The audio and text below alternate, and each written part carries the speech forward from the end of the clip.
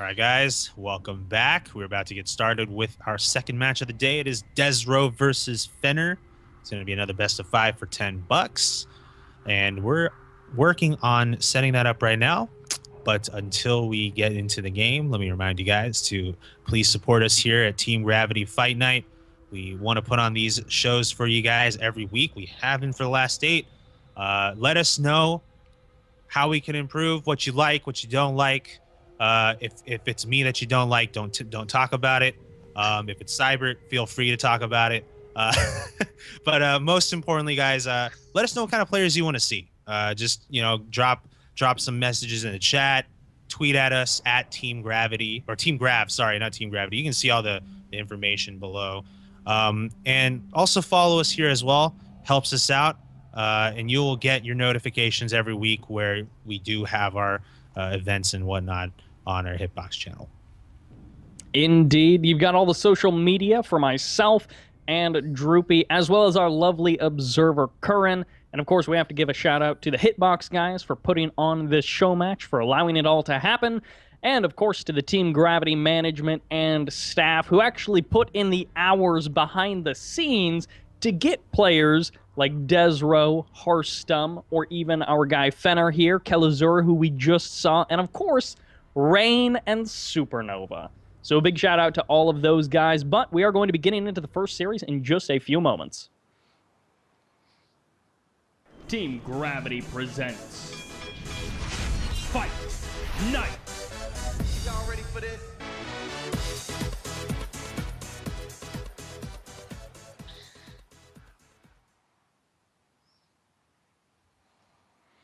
So 2 series in a row, we end up seeing Vani Research Station as the first map. Not even like Overgrowth, not even Catalina, the maps that have been around for a little bit longer, but Vani Research Station. 2 different matchups as well. Yeah, not sure why that's the case. I guess people love either it. like this map or hate the others more. They hate it the I don't least. know. Yeah, let's go for that pessimistic answer there. But yes, we are going to get into game number 1 here. Once again, it's a best of 5, and the winner of it will receive $10. This player right here on the bottom, he had a chance to win 200 earlier today against a Muslim, but unfortunately he couldn't quite do it. So now he's going to try to get 10. We do have here the Teal Zerg on the very bottom of Vani Research Station. He's smelling kind of dank. Ladies and gentlemen, it is Fenner.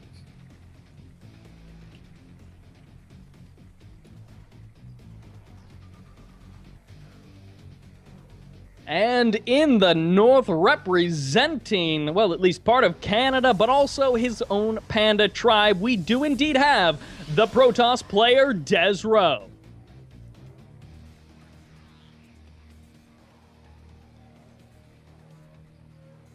And he's in a clan named desRow. It's appropriate. desRow. desRow. And desRow versus Dank. Fenner. Jeez. So a little bit of banter going on here. This is going to be an interesting... Oh, shots fired. Oh, yeah. Shots fired. And they're continuing. Fenner looks like he's going to go ahead with a 15 hatchery here with that drone. Now, the thing is, in ZVP versus ZVT, you're going to see the Zerg play a lot more greedy. Not to say that that's even bad. Like, that's the way it should be. Just because Protoss early game harassment isn't nearly as strong as Terran. So that's kind of why you're going to see the Zerg take that 15 hatch freely and then probably get like a 4-minute 23rd. We'll see if Fenner will choose to do that. But oftentimes that is the case in ZVP. Yep, and of course with that Nexus first expand from desRow, that earlier hatch is going to be pretty darn safe. And even if he wants to take a pretty quick third as well, that's probably not going to be too much of a risk either. Now, of course, these guys with the banter that you saw in chat, that's something that, maybe you don't quite realize is part of Fight Night, because I feel like maybe we don't see the absolute best StarCraft 2 games to ever happen ever. Like, this isn't necessarily mind-blowing StarCraft every single game, but it's like we saw Ryung versus True, which was just a matchup where we got to see lots of fun shenanigans from these guys in chat, and then stuff like this, where it's like, yeah, the little bit of banter in the chat that maybe you don't see in other places. So that's another part of Team Gravity's Fight Night that I personally have really enjoyed. Maybe it's kind of silly, maybe no one else cares, but I like seeing the players interact with each other in chat and just have that extra bit of fun. Yeah, I mean, it ultimately signifies that the players are having fun, that they're not, gonna rage one way or another how the game concludes. I mean, that's kind of the silliest thing, right? You're playing in a show match, and you rage when you lose, like, not the best look, but yeah. Like Cybert is saying here, like, yeah, I mean, all the players that have played, they're chummy, they're having fun. That's what matters the most. And both these players, despite saying, "Oh, I didn't prepare for you," they actually are like doing their builds like perfect for each other here. One guy goes Nexus first. This guy goes 3 hatch before pull.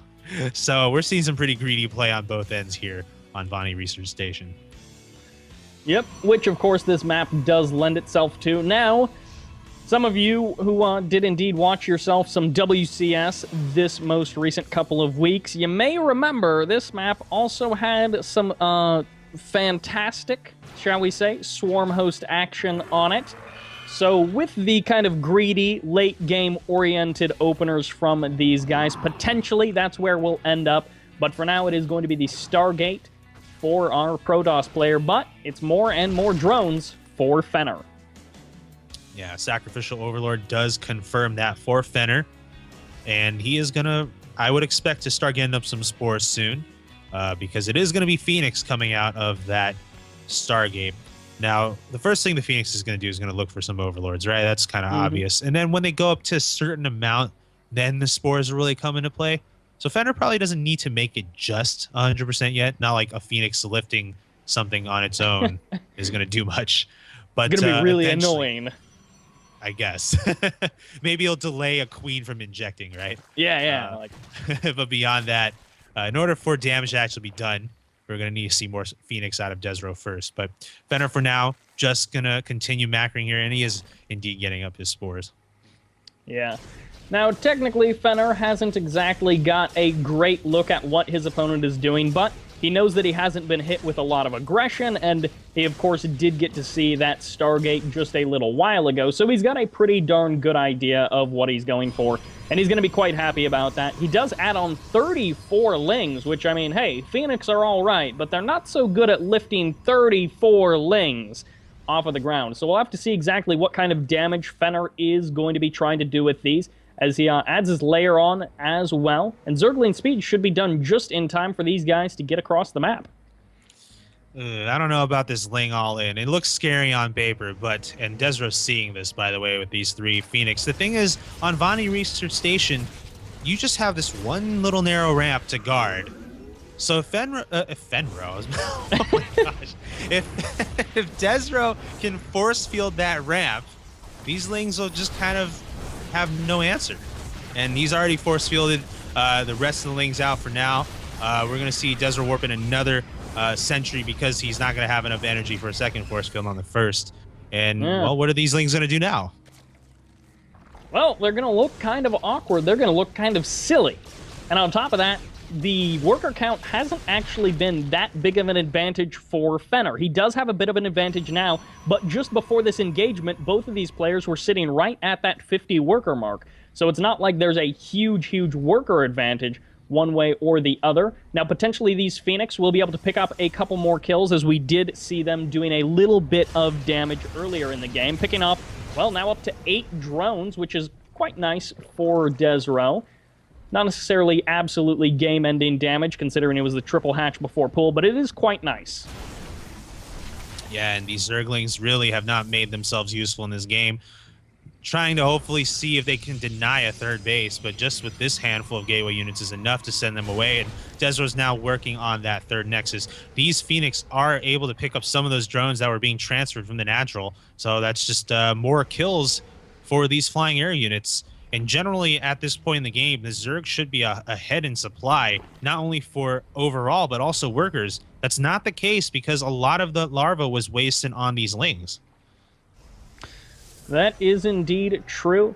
Now, as you were kind of referencing that worker and army count supply, we do have that fourth base on the way, which maybe that'll be the tipping point for Fenner to try to get back ahead of his Protoss opponent in terms of supply.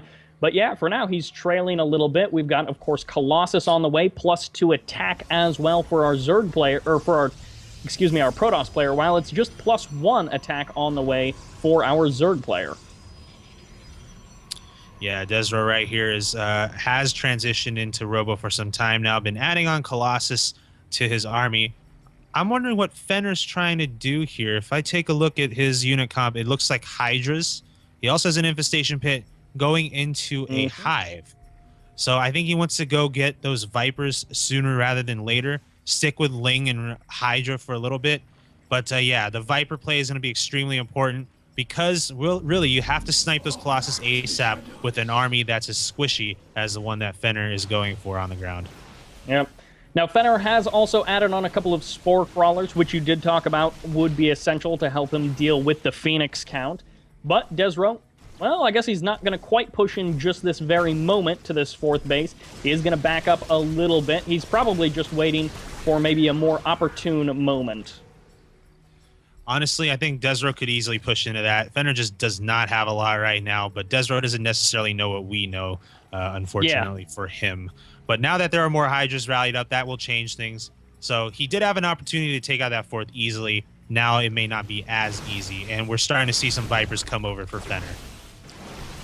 Now, potentially, desRow will be able to see a couple of these Vipers relatively soon here, but the Hydra count is not all that low, which means with some nice focus firing and some nice Viper pulls, some of these Colossus could end up getting annihilated, but that fourth base, of course, being taken out. And the upgrades should be rolling in momentarily for desRow, +2, and of course he's got that extended thermal lance as well, almost done. Oh, there's the recall out. Yeah, desRow playing very safe here. We saw he was a little hesitant to take out the fourth, and eventually did it, then just recalling out of that altogether. And you know what? I can't blame him too much, even though he does have a very scary-looking army. Because you lose your Colossus, they're hard to replace. And with those Vipers looming, very difficult to keep the Colossus alive. One thing, too, is these Phoenix can come in handy in trying to snipe those said Vipers, which are now actually heading across the map along with the army of Fenner. Fenner looks like he wants to make a push here.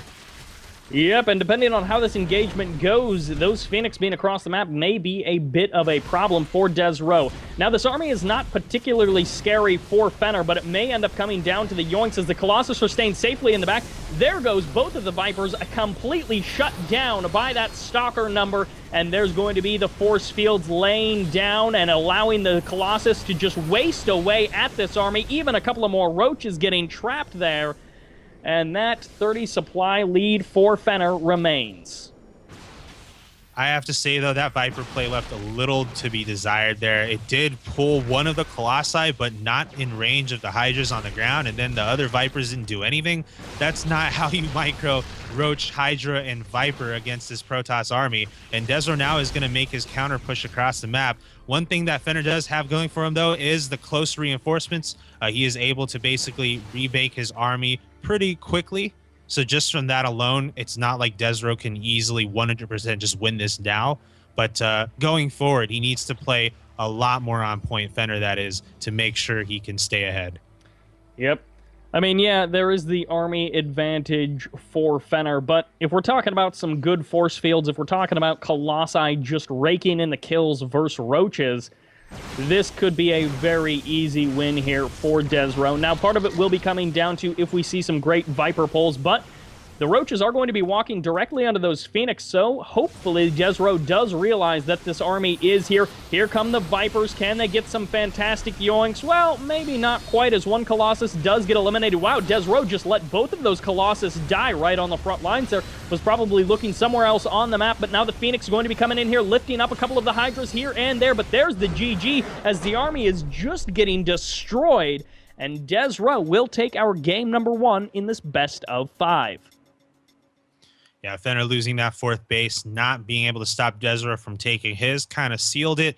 Fenner also expended most of his bank, and so he wasn't going to be able to remax that army, which is why he knew that his time was up. But you know what? Time is up for one game. but not the series, guys. It is a best of 5. So while desRow's leading 1-0 now, let's see what Fenner will choose for game number 2. Yeah, and I mean, of course, with the loser's pick setup that we do have here, he does have, 6 options left because we do use the just standard ladder map pool. That may be changing in the future. Wink, wink, nudge, nudge. But for now, it's just that standard ladder map pool. And it looks like it is going to be a bit of a safety map for Fenner. Overgrowth is going to be the choice. And so we saw kind of our macro-oriented game from these two guys. It didn't go get necessarily as late as it could have gone. We didn't see, like Ultras or Swarm Host or even Infestors or Broodlords. Nothing like that from Fenner, and we didn't see anything that was even later than Colossus for desRow. So potentially, things will change up on Overgrowth, but are you kind of feeling more of an aggressive play from either one of these players? Maybe they want to chance it on Overgrowth? Yeah, I'd say if there's a map to do it, it'd definitely be on Overgrowth, right? 2-player map, not all too large. We'll see. But looking back at the chat, guys, there's a poll going on. Looks like most people are thinking desRow will take this series, 64.3% to 35.7%. Although I have suggested in the past that these polls kind of should be locked after the game starts, because I've noticed these polls just change like every game. Like, let's say if Fenner wins this one, then the percentages will change. Like, okay, that's great. You guys are fantastic at predicting, right? Yeah, and then everyone gets to look cool like they chose the winning player because it's like, 2-0 moments from the GG, and they're like, yeah, I'm going to go ahead and choose Hearthstone now. But at any rate, that's just one of the many features that Hitbox TV does offer over here. And of course, that's where the Team Gravity Fight Nights are hosted. We've got GIFs and images in the chat. We've got emoticons and, of course, polls integrated right there. So if you're on Team Liquid, if you're embedded on another website, go ahead and click on through, come on over, give the Team Gravity channel a follow, and really show your support for Hitbox actually making these matches happen. Don't forget, too, if you subscribe, you'll get a $5 G2A coupon. If you guys know what G2A is, it's a website where you can purchase game codes, including StarCraft. So if you're looking for like another StarCraft account or something, that's a great place to go and grab one.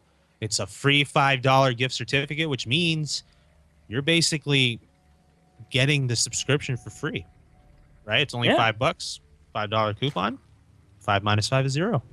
Cool. It evens out in that way. Yes. But tell me, Droopy, will this series even out in a similar way? I guess we'll find out. Well, we'll have to find out at the end of this game. It is a 1-0 lead right now for desRow. So looking at the map choice here for Fenner, it is Overgrowth LE. And let's see who's playing. So on the bottom left-hand side is going to be the Teal Zerg of Team Dank, the smelly team, looking to try to battle back from a 0-1 deficit. It is Fenner.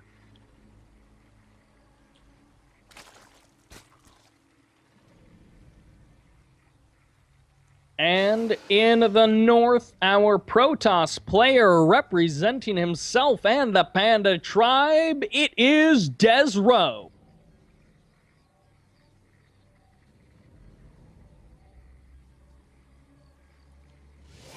So last game, we saw the greediest of the greedy. My goodness. 3 hatch before pool. We got Nexus first. What's going to happen this game? A complete 180 turnaround? I don't know. I think we're going to see a 6 pool and an 11 gate. 2 things that are, for all intents and purposes, impossible at this point. But I mean, yeah, we didn't. Cyber. We didn't see an 11 gate. We didn't see. Oh my! Is he actually going to try to hatch block? He might lose his drone, and he does. I think we're going to see a drone go down at the just about the 2:30 mark. That's what I think. I'm like one of those guys who waits to vote in the chat. Yeah, that was a little bizarre, I have to say. And it's basically forced Fenner into doing a 14 hatch instead of a 15 hatch because he was saving up some of those resources to try to get down that proxy hatchery block. But it does look like desRow will have the last lap there. Yeah. He's going to go ahead with his Nexus first, just like he did last game, and then going straight into Forge to start the walling off process. Yep. But there's the pool being added on for Fenner as well. And desRow keeping his probe alive, not wanting to just throw that guy away. We'll have to see if he's for any sort of proxy pylon shenanigans and how exactly desRow wants to transition out of this. Now, we did see Fenner go for something a little bit silly there in the attempted hatch block. And now, well, it's the 3 hatch. You know, 3 hatch, 4 minutes, gold base. Why not? Daniel Fenner, Yeah. everybody. The weird thing is the decision to go with gold base. I mean, 3 hatches at this point is actually a lot more standard than what we saw last game, right? 3 hatch before pool. But this time around, when you take that gold base, it's risky just because it's kind of all the way out there on its own. And the ability to defend it is a lot more difficult, at least until you spread creep, which we actually didn't see a lot of last game. So hopefully for Fenner's sake, he'll be able to do that this time around because creep is really important in just getting your units around the map. And your units are faster. They heal faster as far as regen goes. And if he's going to choose to take this 3rd at the gold, that's going to be even more important for him to link his bases.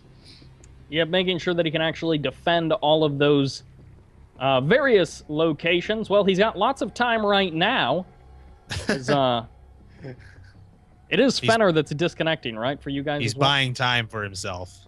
He's like, man, time. this extra, 50 seconds, that's really going to buy my creep extra time to get out to that 3rd base location. That's not how it works, my man. Yeah, little does he know. Creep spread doesn't actually happen right now.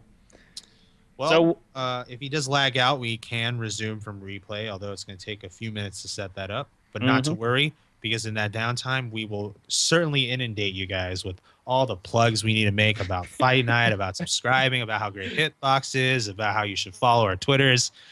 Stay tuned for that, guys. It's going to be great. Or we could, Google jokes. I tried to do this during a tournament one time. We just hit, a big brick of downtime. And so I was like, last time I hit a big brick of downtime, people were like, hey, you should just go on Google, search for some jokes. And so that's what I did. And they were all terrible, just the worst jokes possible. So it tanked super hard. In this case, I think just throwing out the plugs, that's a much better option. Actually, you know what? I remember I used to play with this guy in team games, and he was a complete troll. We would just play against low-level players. I know it's kind of a horrible thing, but he would basically the whole game have 2 windows open, two monitors open, sorry. Or the 2 monitors don't need to be open. They're just already there. And he's watching on the 2nd monitor, Google Chrome, searching for Jack Bauer jokes. Basically rebranded Chuck Norris jokes, but with Jack Bauer in them instead. And then he would just copy-paste them all game to all chat and just have them going the whole game. And the other team's getting super annoyed, but they're like bronze, so we're winning. It was fun. Good times. Oh, the things that you can do to bronze players and still win. Yeah. Yeah. But we shall see. The game has dropped, unfortunately, which means we are going to have to set things back up. Now, fortunately, it was not right in the middle of some intense micro battle where every second and every action counts. Absolutely. It was 5 minutes in. Yeah, there were some shenanigans going on, which is why we have to make sure that we do the recover from replay properly so that, desRow doesn't know that the 3rd was taken at 4 minutes Right. and at the gold. Oh, yes. Yeah. See, this is why it's a good thing we have Curran here, because you asked me to do this. I don't even know how to set it up properly so that people can't see. Yeah, it'd be a mess. So there's resume from replay and recover from replay, and one of them's right, one of them's wrong. And if you do the other one, then you're going to be labeled as some terrible person who ruins esports forever. And it's just your life just downhill from there. So yeah, we got Curran TV here at Curran TV on Twitter. You guys could follow him if you guys are cool and you like well-produced events like this. You like observers to actually know what they're doing. You like them to be able to throw up graphics on the screen. Then then you get Curran. That's just what you do. Yep. And then while we're plugging Curran, let's also plug us as well. I am Droopy. I am the official caster for Team Gravity. I just casted a clan war earlier today, right before this fight night, which is Team Gravity against Team MIA. And we won it with an all-kill from Semper. So excellently done by that gentleman, as always, being the workhorse for Team Gravity.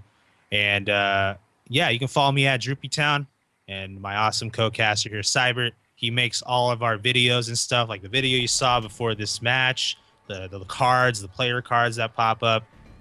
Curran's the one who puts them up, but Cybert's the one who makes it, guys. And he's awesome. He's an awesome co-caster, so don't forget to follow him as well at @1Cybert. You're so nice. All right, we're good now. Yep. That was like just the perfect amount of plugs because we're back into the game. Both of the players did confirm that they were ready to go, so everything should be happy, fun, and friendly. It should just be unicorns and popcorn from here on out. But we're seeing lots of drones being added on for our very dank Fenner. He's got his gold base up and running. He's got some drones happily mining away. And for now, although this may change in the very near future, for now, desRow is none the wiser. Nope, not by any means. And I do not see any tech structures from him just yet. He went into Forge, by the way, right after the Nexus first. So that's going to delay his tech just a little bit. Oh, he's throwing down a couple more gates. Maybe there's no tech. Maybe it's going to be a gateway all in. Which, I mean, based on what Fenner did, it seems like this wouldn't be the worst option possible. He's got his mothership core also moving out. I mean, if he doesn't know that this gold base is here now, then I don't know what to do. But he is going to be picking off this queen, no problem. This Zergling is going to be a little bit annoying as the second stalker does join up. And the gateway is going to be finishing up relatively soon here. Oh, he actually is going to be adding on a robo. So maybe not quite the 3-gate all-in. Yeah, I mean, with the robo there, could be Immortal Century we're looking at. We are seeing another another couple gateways finishing up here. So, you know, Mortal Century, gonna always be a tough style of opener for TOS. Tough 2-base timing. Fenner, though, he is gonna avoid disaster for now at this 3rd base. But these 3 stalkers are really giving him an annoyance, I have to say that. Fenner, though, his speed is delayed on those lings because he is trying to go for Roach instead. He is researching the speed now, but it's not really going to be a factor in defending these 3 stalkers. But he's going to crank out 12 lings nonetheless, start adding on some Roaches. Yep. Now, unfortunately for desRow, his proxy pylon is maybe a little bit further away than he would like it to have. Oh, these stalkers, the lings are not quite fast enough to be able to get a good surround. The queen poking forward, trying to push away that mothership core, trying to keep that extra bit of DPS away from the army. Now, the first immortal is on the way, and there's also 9 roaches going to be popping relatively soon from Fenner. So once those roaches are out, that'll be a little bit more safety, a little bit more security for Fenner, but for now, the pressure will continue from desRow.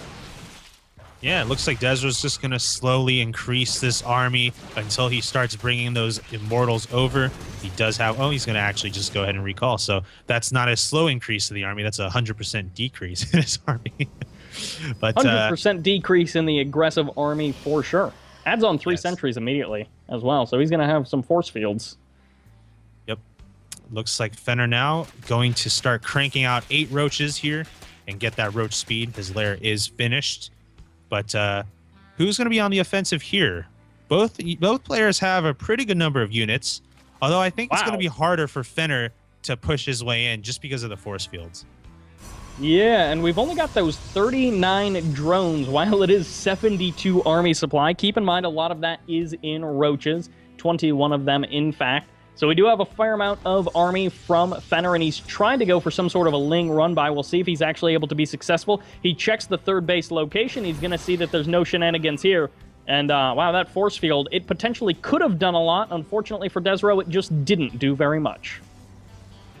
Yeah, it looks like desRow himself is pushing out here, too. This is kind of awkward because both players are all-inning, and it looks like they're just going to engage here in the center. These force fields allowing most of these roaches to sneak through. The roaches are attacking without roach speed, though, so it's kind of weird, but it looks like it's working out for Fenner. desRow fighting outside here, not really doing him any favors. Yeah, now we will be able to retreat back towards his natural wall off. He has added on a fair number of stalkers. He's trying to defend those immortals. Potentially we'll see some sort of warp prism micro, but for now the immortals getting targeted down, and they both do get eliminated, and the stalkers are now going to be the target of these roaches, but the numbers have swollen so far down for Fenner that, oh, these lings actually might be able to finish off the stalkers as that mothership core just doesn't quite have the DPS that he needs. Yeah, I don't think, though, that Fenner's going to be able to go much further because that wall is a full wall. There's a couple cannons behind it, or just one, but there'll be photon overcharge as well. So basically, there was a lot of trading going on. I do have to say this. With the Zerg on 3 bases with injects, he's well equipped to just jump right ahead if it comes to droning. But it still doesn't look like Fenner's doing it. 13 more roaches coming out. Yeah. I mean, if we take just a look at the resources lost tab by itself, it's actually relatively even overall. Now, that doesn't always tell you the entire story, but for now, it will be giving a pretty good indication of how that last couple of battles went. We do still have the Warp Prism, which, okay, it's finally getting packed along with this army. That will potentially provide a nice reinforcement point for desRow. It'll keep those reinforcements nice and close. But, I mean, there's not a... It's not like it's an overwhelming army from desRow. It can be defeated by Fenner. Yeah, desRow may choose to recall here. See, here's the thing. Well, let's talk about this battle first. So force fields are locking out a lot of these roaches and hydras, and desRow is going to be able to at least stand his ground here and continue pushing forward. What I was trying to say was that desRow doesn't know that Fenner is still on 37 drones. Fenner's put all of his economy into his army right now and is not developing his eco any further. So if anything, desRow doesn't necessarily need to attack here. I mean, the thing is, the Zerg is not taking the opportunity to get ahead with the 3 injected hatcheries. But desRow is now armed with a pretty scary army. He's continued adding to this ball here. And then Fenner now is actually going to be playing on the defensive, interestingly enough. Yeah, and the one thing that worked well for desRow in that last engagement was he was able to engage just parts of the army at a time. I mean, the force field kept one part of the army away while he was able to do a bit of damage to another part of the army, and we saw a little bit about that just a couple of seconds ago as Fenner attempted to engage once more. Now, if desRow is able to split Fenner's army up and continue to just kind of drive away Fenner's army bit by bit, then he could do a bit of divide and conquering and really come out ahead in a big, big way. But for now, the supply block is real for Fenner. He's going to have to rebuild those overlords. And oh, a couple of these roaches, some of the lings as well, could help Fenner get unsupply blocked in the worst way possible. Yeah, Fenner was positioning his army thinking he can sandwich desRow, but that hasn't happened yet. And if anything, he's only lost little groups of roaches and hydras here and there, which has weakened his supply count to only 104 to 31. And now desRow is fully ahead. Why? Because not only does he have a bigger army supply, he also has a bigger economy too. He's been on 7 probes more than what Fenner has in mining. And so that's going to come into play as desRow adds more and more army units on where Fenner cannot afford to. And so this is where, you know, not droning when you have the chance to really comes back to bite you in the butt. Yep, I mean, you can have a gold base, but how much good does a gold base necessarily do if it's not properly saturated? Now, he has had a fair number of workers on it for the majority of the time, but as he just kind of sacrifices a couple of those drones, that's not helping his economic situation that you were referencing. We do have more lings and hydras, but one good engagement could spell defeat for Fenner.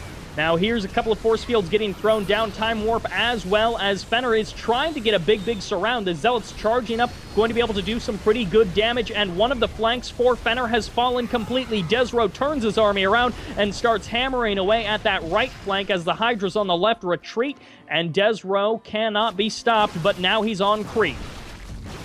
Yeah, I mean, desRow right here, just on the death march right now. There's absolutely nothing in the way of him to clear this up. GG from Fenner, and desRow is going to be able to push his lead to 2-0.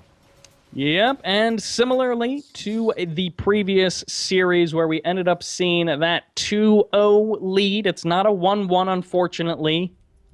Fenner just wasn't able to even things up. However, he does still have that final opportunity, and he does also have that final map pick. So you have to keep that in mind, guys. This was not like, you know, map vetoes into map choices before the series. It is loser's pick, which does kind of help the loser. I mean, it's not like a guaranteed win or anything like that.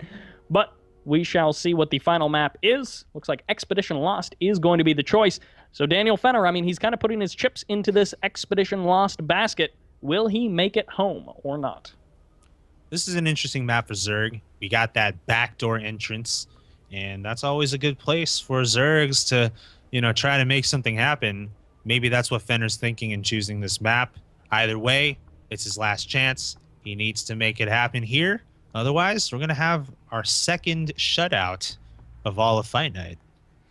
Yep. Which would not be fun. I mean, yeah, it would be great for desRow. It's great for Hearthstone being able to take that 3-0. But that's not what we want to see as the casters. That's not what the people at home want to see unless they're really just like, no, 3-0, 3-0. Let's get to that main event. Let's get to Rain versus Supernova. Let's go. Then potentially you just want to see, as quick games as possible. But personally, I love seeing more and more games. So hopefully we don't see just the total landslide from desRow. But he has been playing these games out pretty darn well. Choosing, his games relatively carefully, choosing what he does relatively carefully based on what Fenner is doing. So, good on him. All right, while we're in the middle of setting this up, I want to remind you guys to please follow us here and support us here at Team Gravity, putting on these Fight Nights once a week. This is our 8th one now. And just support us so we can keep doing this for the community. It's our pleasure to cast for you these amazing players. We want to keep it going. And also, we would love it if you could subscribe to us. We had one new subscriber earlier today by OFICU. So if you guys could join in, you will not be disappointed. We have a lot of cool features for subs. The ability to post GIF images in chat, for instance, is pretty cool. You're not going to get that on any other competing streaming service. Not to mention, you get a free $5 G2A coupon, which basically makes your subscription free, at least for the first month. So definitely don't miss out on that. Indeed, but we are loaded into our third, potentially our final map here for this main event, or this Team Gravity Fight Night preliminary match. Okay, so Expedition Lost Ellie is the map of choice. It is not the choice of this player we're looking at, though, because it is the choice of the player who loses. But yes, this is the Protoss up 2-0, looking to close things out for his second Fight Night victory, I believe. I don't know. You can correct me if I'm wrong on that, Cyber. But yes, it is the orange Protoss on the upper right-hand side. It is desRow.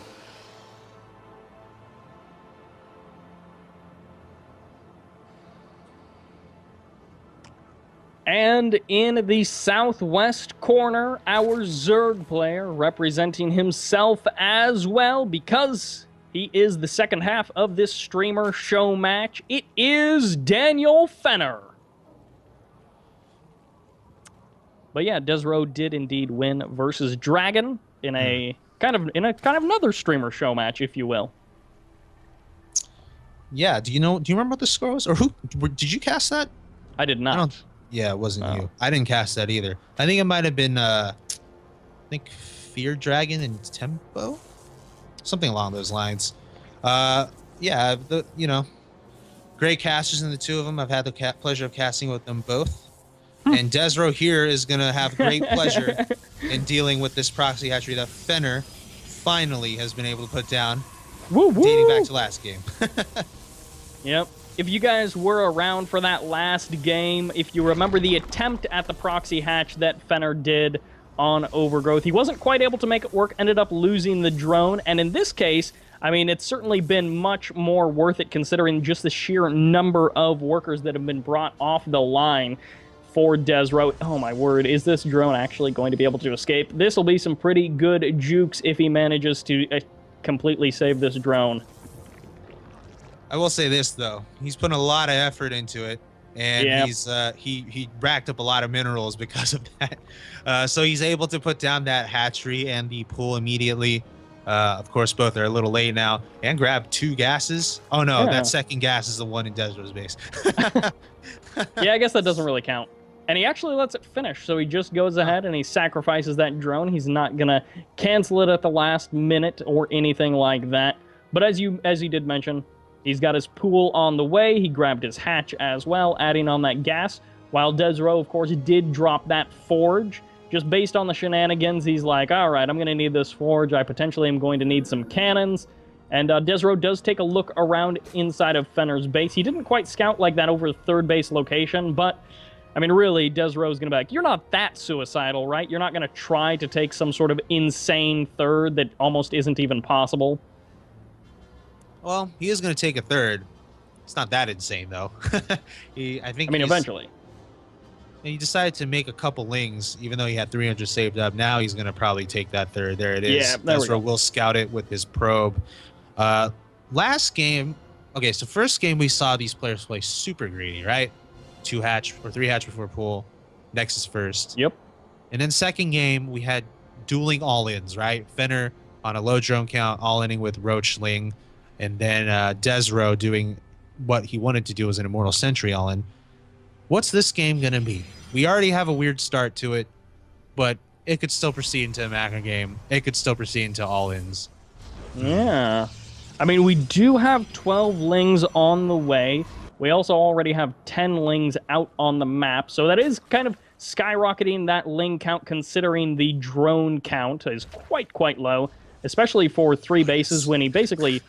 I mean, he almost doesn't even have enough drones to saturate 1 base, and he's got that third hatch going to be finishing up relatively soon.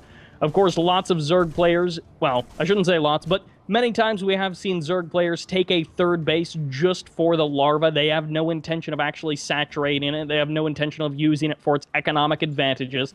They instead just want that third hatch for the kind of fake out and also the larva. Being like, yeah, I'm going 3 hatch, just sit back. And then they're just like, I'm going to pump out speedlings. Yep. A lot of And that's a lot speedlings, of in lanes. fact. Going to rush into this ramp. There's a pro blocking the way momentarily. And oh my gosh, nope. desRow's not going to have paid attention in that time. The lings will actually get in. And Yeah, suddenly, life just got a lot more difficult for the Protoss player. Yep, and desRow loses the Zealot pretty much immediately. The cannon goes down as well. 30 lings in the base. Fenner will take his first map back from desRow. The score is now 2-1, still desRow's favor, and with some very aggressive ling play, Daniel Fenner will take that first map back. You know, I did say first game they played super greedy, but I forgot that Fenner actually massed a bunch of lings and tried to go at desRow too, Yeah, just that's after true. he got his third base.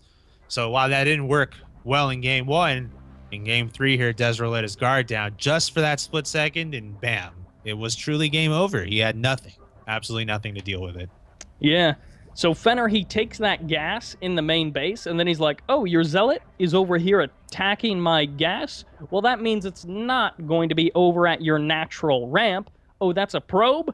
Yes, please, I will take this map from you. So some nice awareness by Fenner. He is going to be able to take that game rather easily. And, you know, call that game what you want, as far as cheesy, as far as, you know, all-in-y, as far as however you want to phrase that. But that is the map win for Fenner. And now desRow gets the next map choice, but of course it's still that match point advantage for desRow. Yeah, and this is the first map he gets to pick for the day. He has decided to go with Catalina. So let's see how things will work out for him here.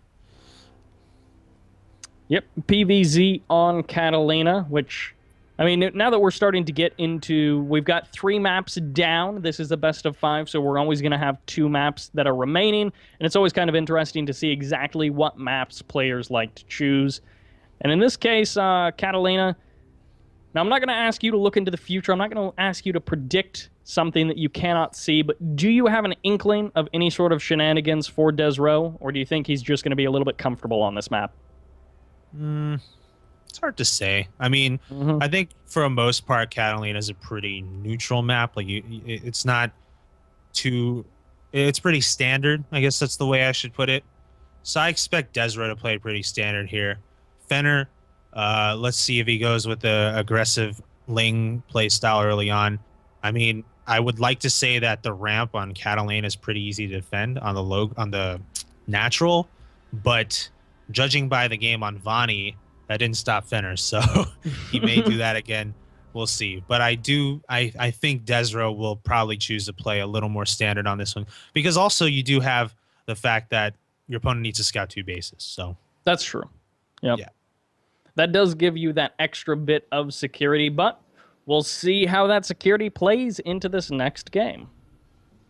All right, starting on the 5 o'clock position of Catalina LE is the player who finally was able to choose his own map. He's up 2-1. Still has an opportunity to close this out. Let's see if he takes it here in game number 4. Ladies and gentlemen, it is desRow.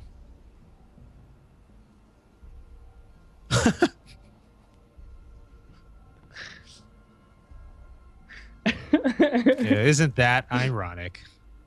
Man, I'm going to beat you so bad it makes me sad that I can't trash talk. At any rate, the fellow in the north, our Zerg player. On the other half of this streamer show match, it is Fenner.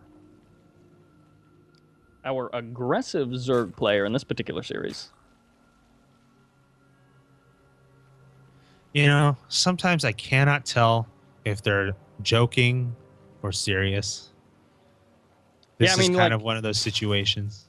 you never really know. You're like, maybe this guy actually is just pretty darn salty, but at any rate, we do have the scouts coming out from both of these guys. Of course, Overlord scouts for Fenner. It will be in the correct direction for him, which is going to make him quite happy as they continue to chit-chat away there. Yes, indeed. Process of elimination. Rearing its ugly head here for desRow. Fenner, on the other hand, going to be pretty lucky with that first OV. We are seeing a pull first here from Fenner, I might add. It is a 14 pull, it appears. No, it's actually even earlier than... No, is it earlier? I think it's a 14 pull.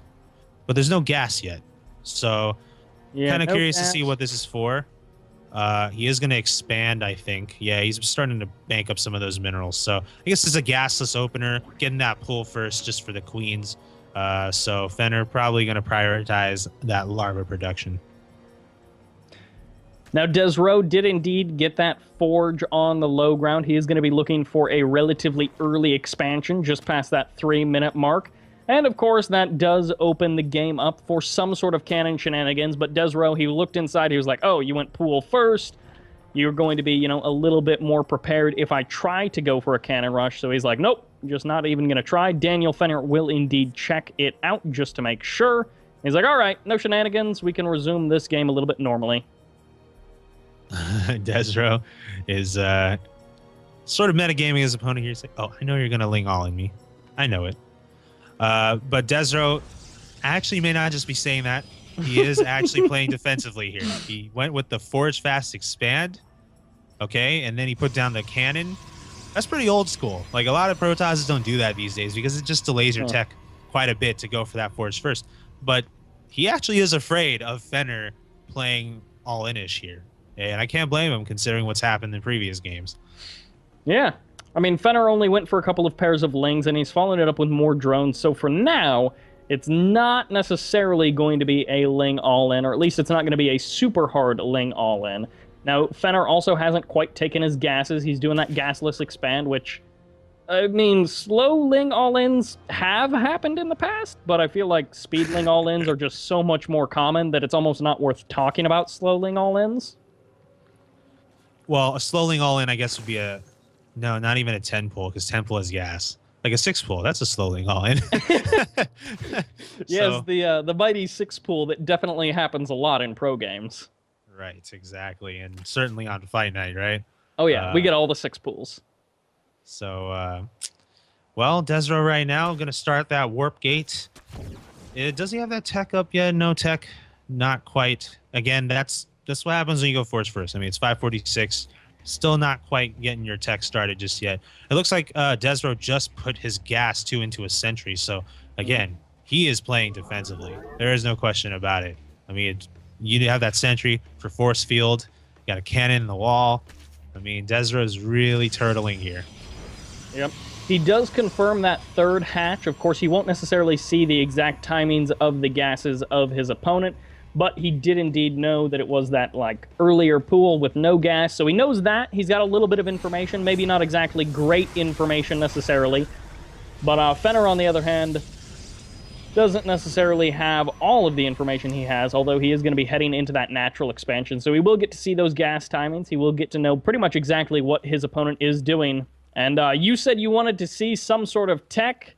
Well, the tech for now is just more gateways. Yeah, so I guess desRow might want to make a gateway timing all in on 2 base, perhaps. Maybe a 7 gate. It is already it is approaching 7:30 right now. But it could be like a 7-8 gate sort of deal. Oh, he's going to add on a Twilight Council. Okay, so could be Blink. We'll have to keep an eye out for that. Judging by the gas mining going on for desRow, he is saturating all 4 assimilators on both bases. So whatever he's going to go for is going to be pretty gas heavy. Oh, and here's the Robo. So I guess he'll be sinking some of that gas into Immortals. Yep. Now we do have the Roach Warren and a Spore Crawler on the way for Fenner. So maybe he's looking for, of course, that classic Observer defense. You got to get that Spore Crawler to defend against the Observer. Or more likely, he was just being a little bit safe in case it was some sort of DT shenanigans. You can never be too sure. Maybe there's a hidden Stargate. Maybe it's going to be hidden DT, something like that. But desRow is like, nope, no shenanigans. In fact, I'm going to be going for my 3rd base, getting some Blink as well. Lair right now being morphed up for Fenner. He's starting to crank out Roaches here. I'm going to expect him, of course, to get that Roach speed once that Lair finishes. So, Roach as your tech unit of choice against Toss is pretty reasonable. I mean, they're kind of an all-purpose unit. They're, obviously countered by Immortals, but you can get more Roaches out than Immortals, right? And Fenner's looking to do just that. Right now, he's starting to crank out the units. 28 Lings on the way as well. His Roach is heading on down to desRow's territory. We also have a Spire transition as well being geared up by Fenner, but it's still a ways away. Let's see what these Roaches can do. Yeah, they're potentially going to be able to get some sentry kills, although there's a fair number of sentries here to defend against that. The Immortal on the high ground is going to be getting some nice shots on, although it looks like he might actually be focusing some of the Lings, unfortunately. And the Mothership Core does pop the Photon Overcharge. That's the next piece of the defense for desRow. Now these force fields locking in a lot of Roaches in some awkward positions. They're trying to get what value that they can, and this one Zealot on the back end of things doing what he can to protect the sentries, but now they're completely exposed. And can they force field away the Lings? The answer so far is yes, but now the Roaches are on top of them. Goodbye, basically every single one of those sentries. It's just a couple of Stalkers left. And hopefully desRow is able to survive beyond the point of needing sentries, but he may have some trouble holding on to some of these bases. Yeah, most importantly, this 3rd right now. I mean, we are seeing some units being warped in here. desRow now bringing the rest of them over, but with these pylons, wait, are those 2 cannons? It looks like they are. I don't see them finishing, though, but the Roaches have all gone down. Photon Overcharge would help here, too, if desRow needed it, which it doesn't look like he does. So I do think he'll hold this 3rd base. And Fenner, though, not showing signs of letting up. Hasn't transitioned by droning. He's still continuing to stream reinforcements down here. His Spire is done, but he just cannot quite afford mutas at this time. So the Spire will have to just sit there passively for now. Not that it actually makes the mutas anyways. But yes, these Roaches are going to stream in here. Focus down this last Immortal. That's going to be really important for desRow to keep alive. It does go down. So it's nothing but gateway units. Oh, there's another Immortal here at the top. More Roaches and Lings streaming over, though. Fenner just trying to overwhelm desRow with his numbers. Yep, and these Roaches and Lings squeezing into this very tight space. Unfortunately for desRow, he does not have the sentries needed to force field this off at his natural. They're over at the 3rd, and they're pretty low energy anyways. There's going to be the Photon Overcharge trying to help desRow defend against this attack, but the Ling Flood will not stop as 34 are on the way, and desRow starts that +2 attack. He just does not quite have the number of units that may be necessary, but he does have enough to push Fenner back, at least for now. We'll see about that next reinforcement wave if he's able to hold that. Yeah, time is running low for desRow right now. 2 force fields on the 3rd will be able to keep out those units on the ground, but these sentries are going to succumb. At least one of them will, to those Lings. But now there's no more force fields to block those Lings and Roaches from going to the 3rd, but Fenner's not going to go in there just yet. And desRow actually is holding pretty strong here, interestingly. I think it's, the building placement that's helping him, the fact that he's fighting from a positional advantage with the high ground that's keeping him in this, despite the sheer numbers that Fenner's been able to bring over here. Oh, these mutas, there's not necessarily a ton of them on the way, but if they hit that main base of desRow, they could cause some serious problems for him. Now, at the 3rd ramp, we do have Roaches and Lings engaging with more of these gateway units. One last Immortal does still stand strong. There's also a couple of sentries here, just with enough energy for 1 or 2 more force fields. and the Lings pooling just outside. The aggression has not stopped. desRow maybe trying to secure his third, but Fenner just wants more and more units in the main base. The evac has happened. The shutdown of these pylons will lock down 2 of those gateways, and Fenner will be able to escape on out of there. Yeah, that could be the camel that breaks or that could be the straw that breaks. I always mess up that cliche. I don't know why, but that could be the straw that breaks the camel's back, mainly because desRow now sees his mining halved. Okay, the main is sitting empty, and then also a lot of the production area has been shut down. Look at all the pylons being taken out on these gateways. How is desRow going to be able to reinforce his army as Fenner takes it out? And Fenner shows no signs of letting up. He's still making more and more units, but these immortals, my goodness, are holding strong and actually pushing back the roaches. 12 kills on one, 5 on another. Photon Overcharge gets popped in the main base, pushing away those mutas. But once again, that income tab, it's not as strong as desRow would like, but it's more units for Fenner. He's pushing in further and further. +2, if desRow can get that out, that will help him quite a bit considering the upgrade advantage that he will have. Or +3 even, excuse me, as +2 is already done. But here come the mutas swarming in with the roaches and lings on the ground. desRow has to hold here. He has to do it now. Fenner has won. GG. And we're going to a Game 5. Wow, wow, wow. Another ace match seems to be the theme of Fight Night, especially after going down 0-2. This is like the 4th time this has happened now? My goodness. Yeah, with the best of 5s. It seems to happen more with the best of 5s. We don't necessarily see it quite as much with the best of 7s, but yeah, that best of 5 format, we get ourselves some reverse all kills, if you would like. But yeah, that just like never-ending all-in aggression from Fenner. It's just like, I will batter you down with sheer numbers. I don't care if you've got upgrades. I don't care if for half of the time you've got better tech. I mean, the muta transition was quite nice. He just held off a little bit. He didn't go mutas immediately. He just kept that strong roach ling comp. He kept attacking, and then he's like, all right, now I'm going to get out some mutas, and now I'm going to hit your main base. Ha, ha, ha. Now you only have half the economy. Yeah, I mean, just eventually, desRow was worn down and couldn't keep up, and that's the name of the game for Zerg a lot too. I mean, it's too easy to get caught up in, oh, you should take your 4th and 5th bases at this time, like you're so lame for all inning. But remember, Zerg was kind of designed from the ground up as kind of that, you know, quantity over quality, let's just run over opponents here. And you know what, there's something to be said for that kind of play style. And Fenner is, you know, you can almost say he's kind of going for that true Zerg mentality here.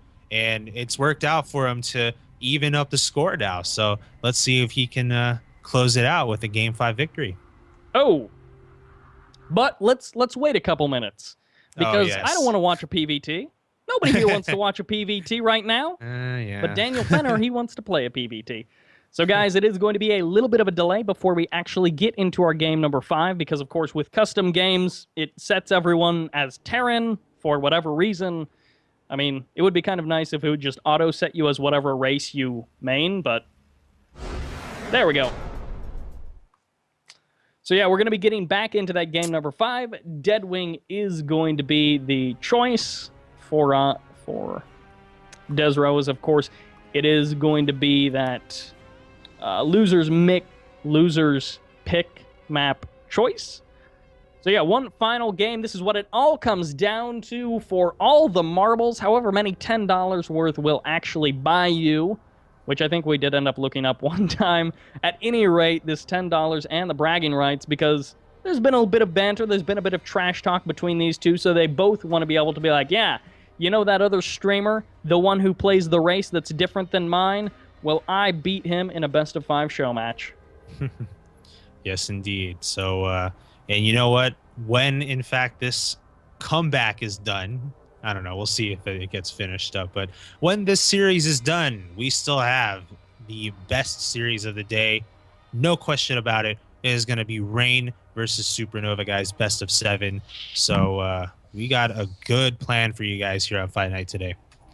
Indeed. Now, either way you look at this, it's a comeback story one way or another. Either it's Daniel Fenner continuing from a 0-2 deficit, or it's desRow leading with a 2-0, getting brought down to 2-2, and then making that comeback happen in the final game. So either way, it's going to be the conclusion to our story.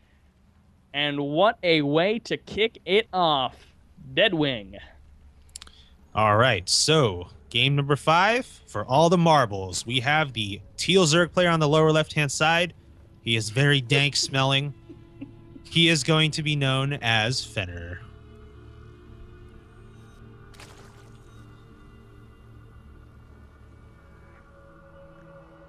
And our Protoss player in the top right corner, that's right, it's Cross-Spawn Deadwing, representing himself and the Panda Tribe. Does he have the strength to bring it back for game number 5? It's desRow.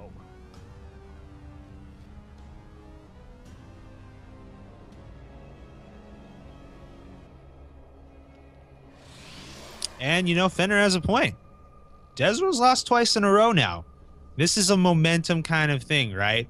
You win 2, it's looking hot. But then suddenly you lose 2 in a row, and you're kind of on the back foot here. And now both players have evened up, essentially, the playing field. So it's not clear-cut anymore who's got the advantage. And, you know, we've seen some pretty aggressive play from Fenner, but you never know. And this is a Deadwing LE, too, so we could see some macro play, or we could see some metagaming. It's going to be crazy one way or another. Well, I mean, I guess we can see some metagaming. That'd be pretty good. I mean, what's the chance that someone goes 15 pool on, you know, something like Deadwing?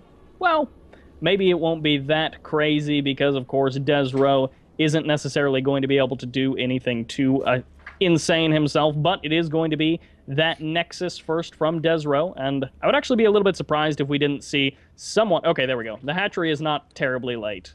Nothing too crazy.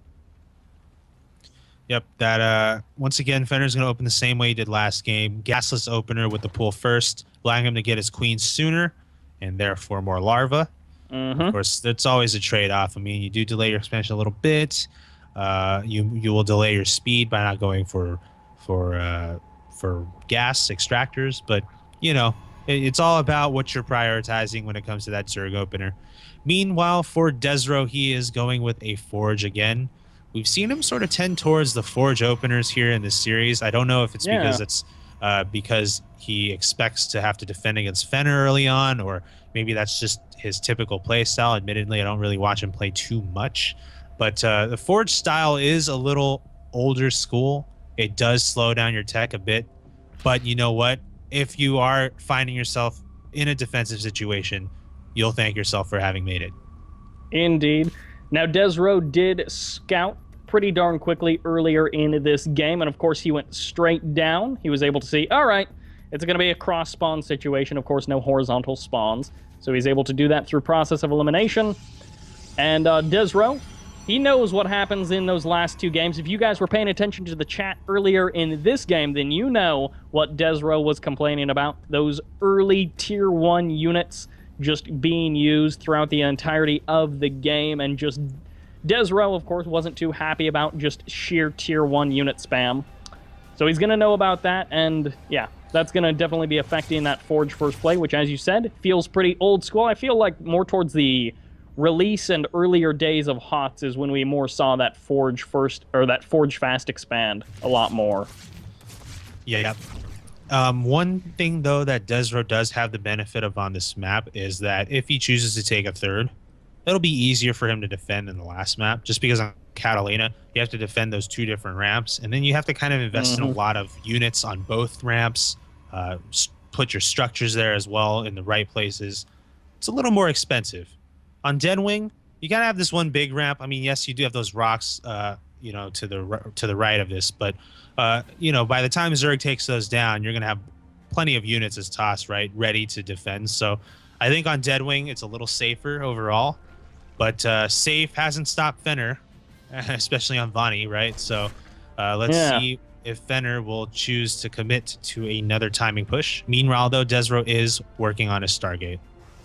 Yes, that Stargate just finishing up. Now, the third hatch will be finishing up momentarily here for Fenner, and desRow is going to be spotting that. He's sent his Zealot all the way across the map, and it is going to be immediately into an Oracle. Some players do like to go for that Phoenix first, and maybe the Phoenix will be the better choice in the long run, as we did see Fenner in game number 1 on Vonnie. He was indeed going for pretty darn quick Vipers, which, of course, Phoenix is going to be relatively nice in being able to help desRow deal with that. So maybe we'll see something similar on this particular game, because it's lots of drones for Fenner. Oh my, and this second unit coming out of the Stargate, that's a Void Ray, ladies and gentlemen. So is this a signal that we might be seeing Sky Toss out of desRow, like long term? We'll see, but for now, he is going to take that third, relatively early third, I might add, at 7:55. He's just banking on Fenner not doing a crazy all-in right now. And, well, so far, it's looking like that isn't the case. Fenner is throwing a lot of larvae into drones, working on his lair. And, well, we could actually see a long macro game here, guys. We could indeed. There's just more and more drones. Yeah, Daniel Fenner let off the gas a little bit here just to drop down some spore crawlers, since that Oracle did swing in. But only 2 drones have been killed off in this game, so it's not a terrible, terrible loss for Fenner. He continues to power out just those last couple of drones, bringing his worker count close to 60, and also getting himself a layer as well. So he's going to be powering up. Will he go up to a relatively quick 4th hatch? It looks like that answer is yes. Oh, wow, oh, wow. That is a very pretty early 4th hatch, I might have to say. We are seeing Fenner also work on a Roach run right now. So he does want to go with Roach's +1 attack, as well as... That's Overlord speed. Yeah. Yep. Yes, it is. So All he is the way. researching Overlord speed. You know what I really want to see? I want to see drops. I want to see Zerg drops. I always get excited for Zerg drops.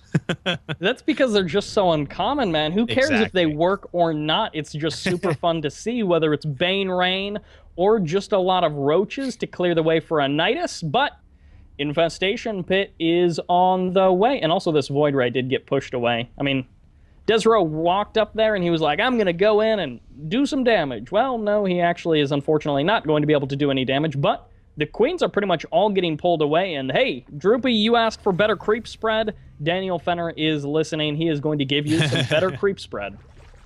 He's actually making a lot of queens here. Does he? Yeah. I wonder if he's trying to mass queens right now. And Queen it Swarm could- Host, man. Oh, there it is. Yes, it is the Swarm Host. And that explains everything. Choo, Right choo. now, we are seeing a lot of creep control right here. So you know what? Fenner, seeing his efforts turned around here as far as creep spreading. So yeah, that Oracle is detecting everything. These gateway units just clearing out these tumors. That's really frustrating for a Zerg. Watching all your hard work trying to cover the whole map just getting completely just erased. That's frustrating. Yep. Now we do have +2 weapons about halfway done for our Protoss player. He is positioning out in the middle of the map, saber rattling if you like. And at the same time, the Swarm Host are now positioning. Enduring Locust will be finished up in just under 40 seconds. And we will have ourselves a Swarm Host PVZ, folks. Deadwing cross-spawns. Keep that in mind as well. Oh, this is the map to do it on if you wanted to. And these Swarm Hosts are just starting to pop the Locust now.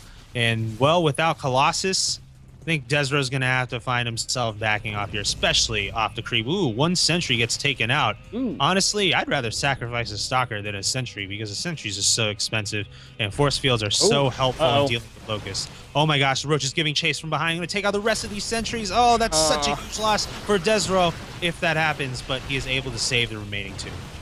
Yep. Well, at least for a little while, now the Oracle continuing to detect there, but the new wave of Locust does pop. It's going to be pushing this Protoss army back, and these are Swarm Host off creep. Normally, this is not the sort of thing that people recommend doing. Is like, oh yeah, don't worry about creep. Just go super aggressive with your Swarm Host. But hey, people hate passive Swarm Hosts, so Daniel Fenner is like, you know what? What if we just go aggressive Swarm Host? Oh, this is going to be a very scary situation for desRow. For now, he's going to have to just let those gateways tank the shots over there.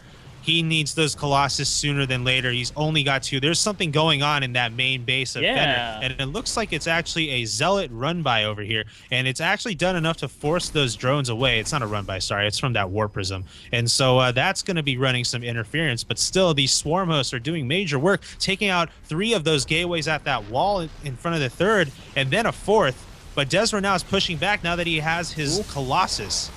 Yep, and a fair number of Blink Stalkers as well. Now we've got Roaches on the Remax, but also that Dark Shrine on the way for our Protoss player. Now desRow is getting pushed back. He's going to be forced to go back up the ramp, but his 3rd base still does exist. It's still mining, and for now, the Swarm hosts have not won the game yet, but they're also still a clear and present danger.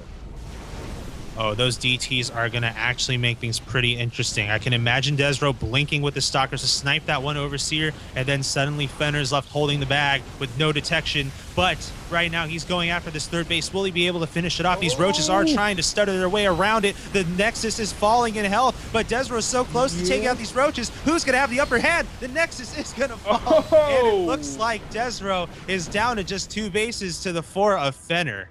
And Fenner picks up his Swarm host, gets on out of there. His mission is not accomplished because he turns back around. He's going to reburrow those Swarm hosts, and also he managed to get himself some nice creep tumors. Oh, the massacre, the humanity as the probes sacrifice themselves. And, I mean, unfortunately for desRow, he did just lose himself about 10 probes there.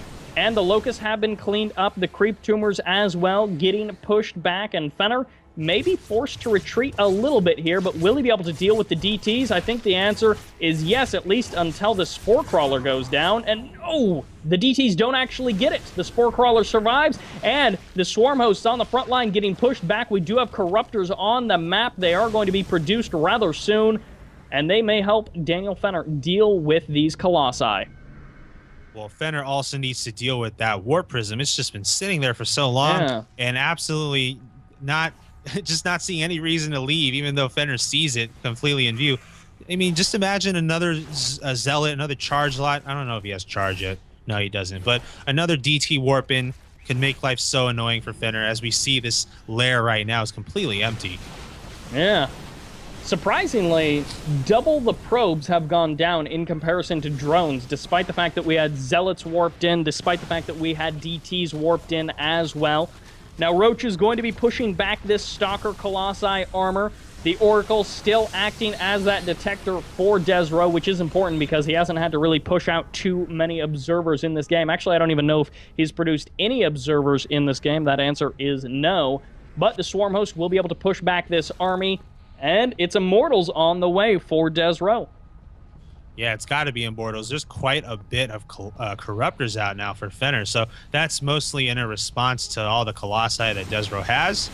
But he also has a lot of Stalkers, too, with Blink. So if they target down those Corruptors, the Colossus can be free, but those Corruptors are really focusing down those Colossi right now, which desRow absolutely needs to keep alive to defend against those Swarm hosts.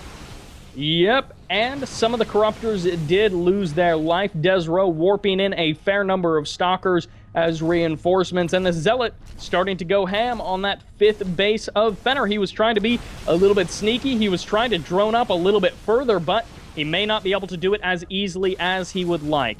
Now, on the upgrade front, desRow has been ahead in pretty much every single game. In this case, he's basically a full upgrade, still at an advantage, at least on the attacking front, as he pushes in with so many Blink Stalkers. 34 of them, in fact. He does get surrounded here. The Corruptors going ham on these Colossi, pushing them back as the Immortals show up, and Daniel Fenner's army has shrunk a fair bit. There's the GG as desRow takes the game and takes the series 3-2 in this preliminary best of 5.